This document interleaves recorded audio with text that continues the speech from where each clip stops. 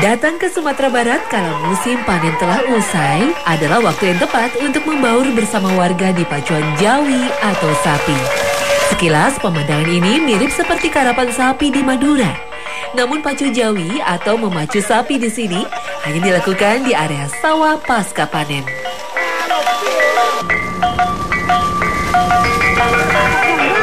Nah, ini menjadi ajang bergengsi buat para pemilik sapi untuk menaikkan harga sapi mereka. Nah, tuh. Ada yang mulai lagi. Masyarakat memanfaatkan kegiatan ini sebagai salah satu cara untuk menggemburkan kembali tanah mereka. Pacu Jawi pertama kali dilakukan kaum Padri sebagai cara untuk menyebarkan pengaruhnya, yaitu pada masa kejayaan VOC yang melemahkan kerajaan Pagaruyuang. Pacu Jawi biasanya diadakan 3 kali dalam setahun sebelum musim tanam. Kegiatan ini menjadi agenda rutin yang dilakukan di 4 kecamatan, yaitu Sungai Tarap, Rambatan, Limor Kaum, dan Pariangan yang berada di Kabupaten Tanah Datar.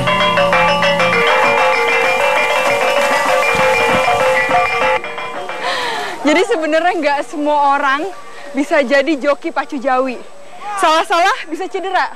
Tapi saya penasaran, pengen tahu rasanya gimana jadi joki. Mau cobain, mudah-mudahan saya bisa, doain ya. Biasanya sapi pacuan adalah sapi pilihan yang telah dipersiapkan khusus. Meskipun tak jarang sapi yang dibawa mengalami stres hingga kabur dan tidak bisa berpacu.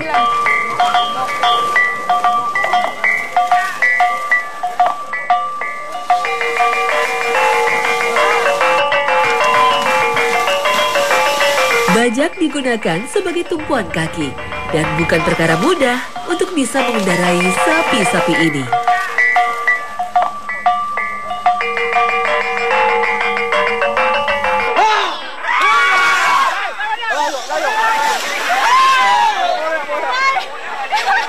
Ini baru mulai udah jatuh. Ternyata susah juga jadi joki. Aduh, tapi kayak saya harus coba lagi deh. Oke, yuk lagi.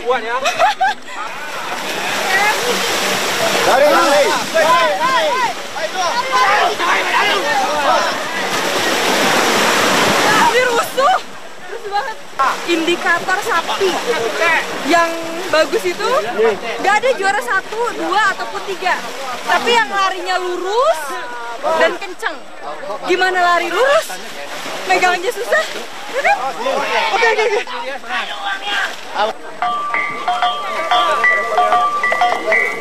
Yang buat.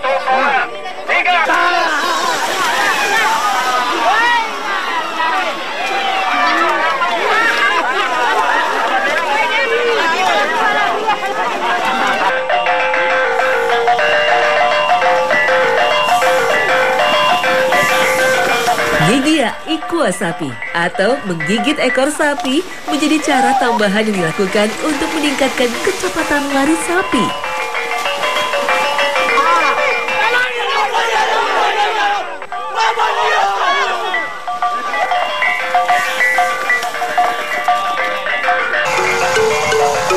Sapi akan didinginkan dengan asupan khusus seperti buah-buahan dan batang pisang muda yang berfungsi untuk menurunkan suhu selepas pacu Jawi.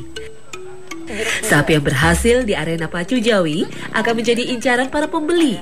Sapi-sapi juara bahkan bisa terjual dengan harga tinggi. Ada ya. Nah, jadi sebenarnya ini sapi ini semakin dia larinya lurus, itu semakin mahal harganya. Sama kayak filosofinya Sumatera Barat. Semakin orang itu dia hidupnya lurus, semakin dihargai juga sama banyak orang. Mahal nih Pak, 30 juta. Setiap wilayah di Sumatera Barat memiliki hari pasarnya masing-masing. Khusus untuk Payakumbuh, hari pasar ternak diadakan setiap hari Minggu. Biasanya kalau kita datang ke pasar ternak untuk beli sapi, beli kerbau, nah itu pasti ada proses tawar-menawar antara penjual dan pembeli. Tapi di sini proses tawar-menawarnya tuh beda. Nanti saya mau lihat. Yuk. Tradisi barosok atau proses tawar-menawar secara rahasia ini dilakukan hanya dengan berjabat tangan di balik baju atau sarung. Setiap harga akan dikomunikasikan berdasarkan cara jabat tangan. Setiap jari memiliki jumlah yang berbeda sebagai sandi tawar-menawar. Kalau ini 10 juta tambah 10 juta? Tambah 5 juta. Oh, jadi 15? Iya, ini 10 juta. 10 juta? Ini 15 juta. Oh, 5 juta. Oh, jadi ini tuh bisa 5 juta, bisa 500.000, bisa 50.000. Bisa 50. Ini nih, jadi rahasia antara penjual dan pembeli, yaitu dia transaksinya menggunakan tangan, menggunakan jari, jadi nggak ada orang yang tahu, hanya penjual dan pembeli aja, ya Pak ya? Harga pasar tak dikenal di sini. Setiap harga menjadi rahasia antara penjual dan pembelinya saja. Barosok menjadi ciri khas yang tetap dipertahankan oleh warga hingga hari ini. Kerahasiaan harga dipercaya menjadi cara yang efektif bagi mereka untuk mendapatkan harga yang diinginkan.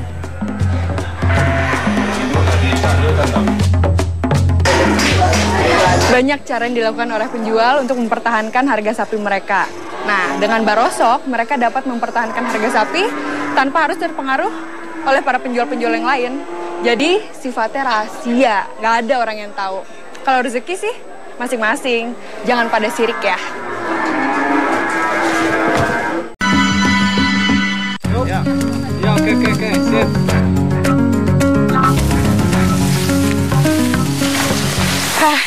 Jadi saya lagi di daerah Talau, lagi mau cari madu sama bapak-bapak tuh. Tapi lihat deh jalannya, kanan kiri jurang, jadi harus hati-hati. Pak, tungguin Pak. Lihat tuh. Ya. Tuh lihat tuh. Jadi jalannya ini ketutup sama semak-semak, jadi harus hati-hati. Jangan sembarangan jalan aja. Aduh, ini salah-salah jalan, saya bisa jatuh. Nggak jadi deh ngambil madunya. Berburu madu sialang bukanlah perkara mudah. Sarang yang dihasilkan madu sialang biasanya cukup besar, setara dengan usaha yang dibutuhkan untuk sampai ke lokasi sarang sialang. Ini jadi ngelewatinnya itu memang harus hati-hati, tanahnya gembur. Ini saya sampai jongkok-jongkok, megang kanan kiri pohon. Kalau enggak, ya udah jatuh.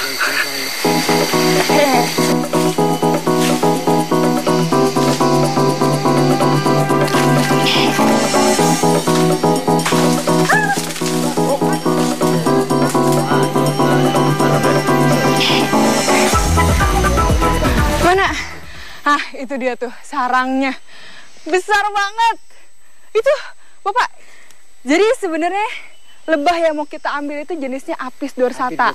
Tapi masyarakat di sini bilangnya itu madu sialang. Sebenarnya dimanapun lebah itu ada, di pohon A, pohon B, pohon C, tetap aja masyarakat di sini bilangnya madu sialang. Ya Pak ya? Iya. Satu sarang? Bisa ngambilnya 5 kali. Ini kalau menurut saya alat-alatnya itu sederhana banget.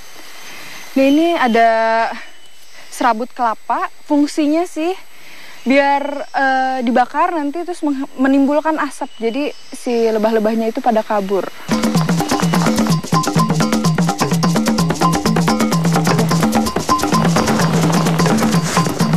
Apis dorsata dikenal sebagai lebah madu raksasa. Bentuk badannya yang besar setara dengan sarang yang dihasilkan.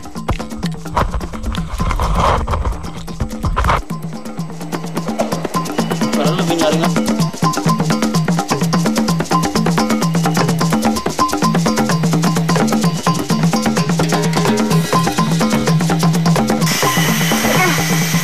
Sudah dapat Pak? Sudah. Wah, banyak.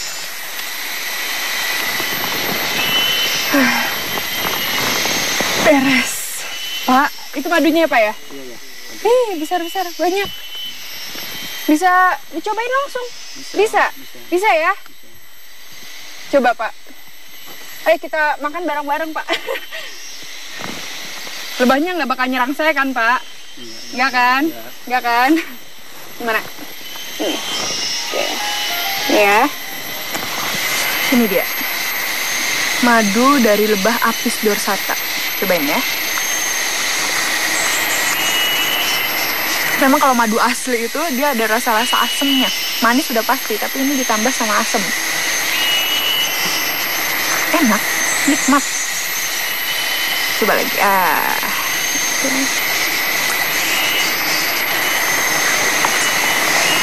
Pak, enak Pak. Lalu muncrat.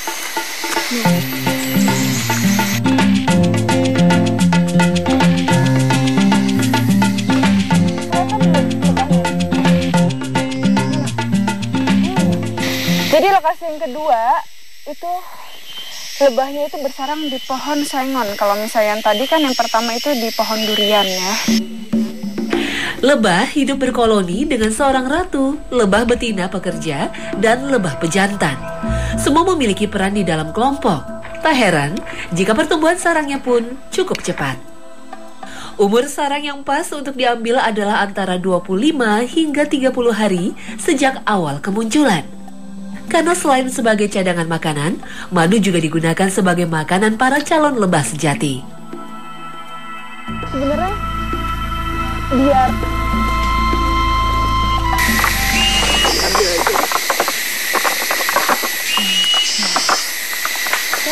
oh iya, ini mah nggak ada isinya ya. Kosong kan? Itu kosong, ini malah. Nah, jadi ini pohon yang kita ambil pertama, ini yang kedua. Jadi memang lebih banyakkan yang kedua karena ini usianya 17 hari, yang ini sudah lama. Jadi madunya tuh udah nggak ada, udah dimakan sama larva-larva lebah sendiri. Nah, kalau yang ini banyak nih. Tuh. Banyak banget tuh. Cobain ya Pak ya. Ya. Langsung cobain ya, bisa ya? Iya. Oke.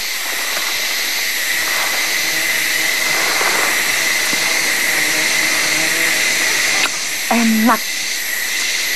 Tapi tetap ada rasa-rasa asam ya Pak ya. Oke, enak Pak. Yang ini kosong banget ya, nggak ada isinya. Yang sudah tua ya? Iya, udah tua ya. Oke.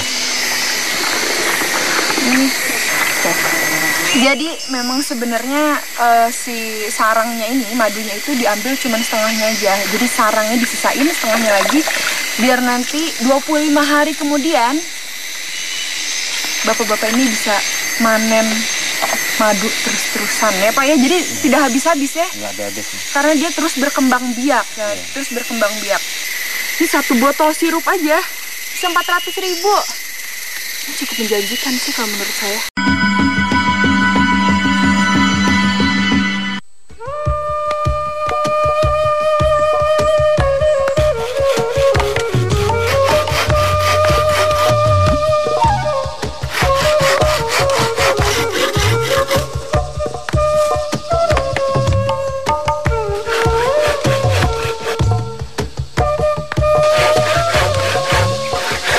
Di setiap daerah pasti mempunyai makanan khas. Nah, di Sumatera Barat ada makanan khas yang menggunakan bambu, tapi bukan lemang. Penasaran? Kita lihat aja dulu.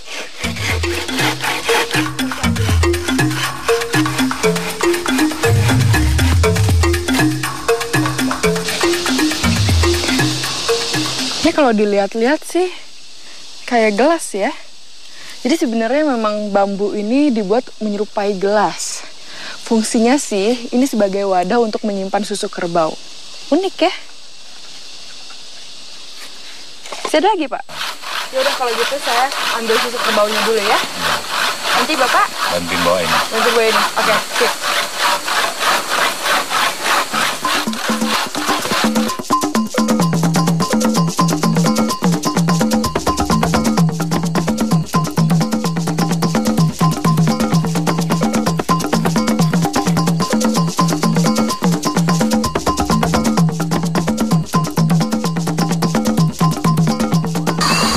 Sudah habis susunya Pak ya? Nah, saya boleh lihat?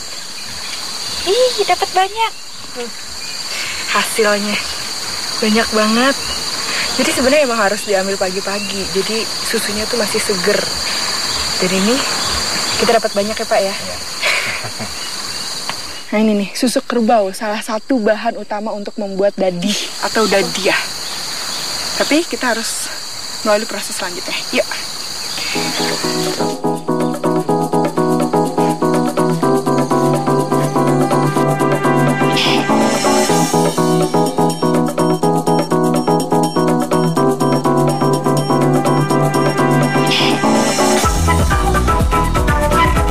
Hanya susu kerbau yang baru diperahlah yang bisa dijadikan dadiah. Susu kerbau langsung diolah tanpa perlu proses pemasakan terlebih dahulu. Untuk membuat dadiah, nah ini bambunya itu sengaja nggak dibersihin. Lihat deh. Ini kalau dipegang sih kayak kapas. Jadi ini fungsinya sebagai fermentasi alami pengganti mikroba.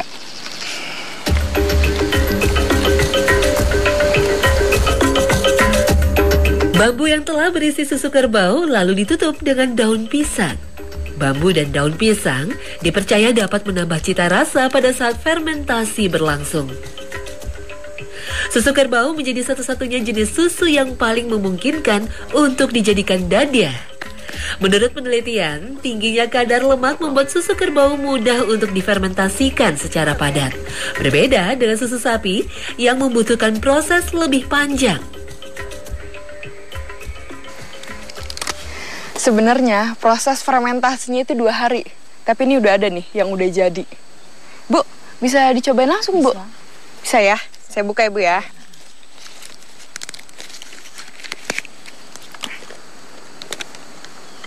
Ini kalau dilihat-lihat, ini teksturnya itu kayak puding. Tuh. Lembek-lembek. Dia sudah mengeras.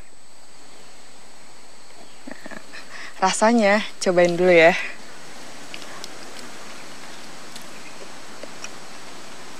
Ini rasanya kayak yogurt. Asam. Nah, ini menurut penelitian, ini sangat disarankan buat para manula. Karena baik untuk kesehatan otot mereka. Tapi, nih, buat yang lagi diet, ini jangan banyak-banyak. Karena kandungan lemaknya itu lebih banyak dibandingkan susu sapi. Kalau saya sih, makan aja.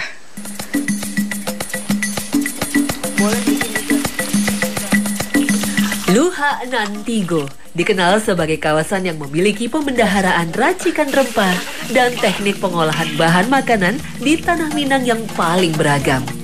Tak heran jika 3 tempat ini dijadikan sebagai salah satu kiblat kuliner di Sumatera Barat. Ini bumbunya, berani banget.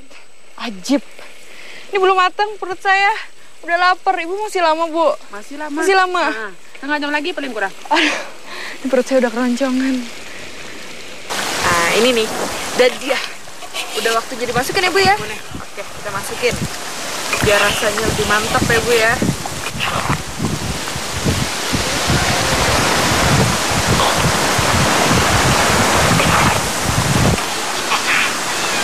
Selain membuat rasanya gurih, ternyata dadi ini juga bisa membuat menghilangkan ini ya, Bu ya, menghilangkan rasa amis pada daging. Gitu ya, Bu ya. Tekstur dadiah yang padat dan halus membuat kuah masakan menjadi kental. Ditambah masakan berempah khas Sumatera, lengkap sudah kuliner khas Minangkabau ini.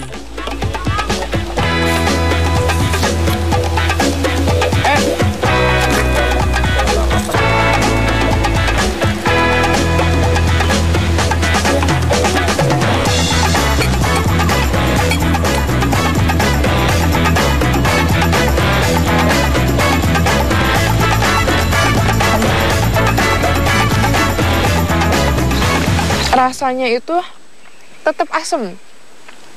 Walaupun ada cabenya, ada bawangnya, tapi asemnya itu kuat banget.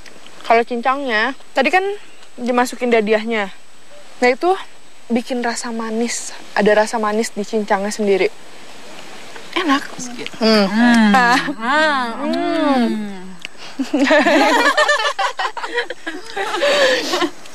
Di Sumatera Barat, dadi ini merupakan simbol ungkapan perasaan keluarga terhadap tamu. Nah, selain rasanya enak banget, kalau bahasa sini itu lama bana. Nah, ternyata bisa mempererat tali silaturahmi antar sesama masyarakat. Ya, Bu ya? Oke, kita tambah lagi ya, Bu ya. Mana? Saya masih lapar.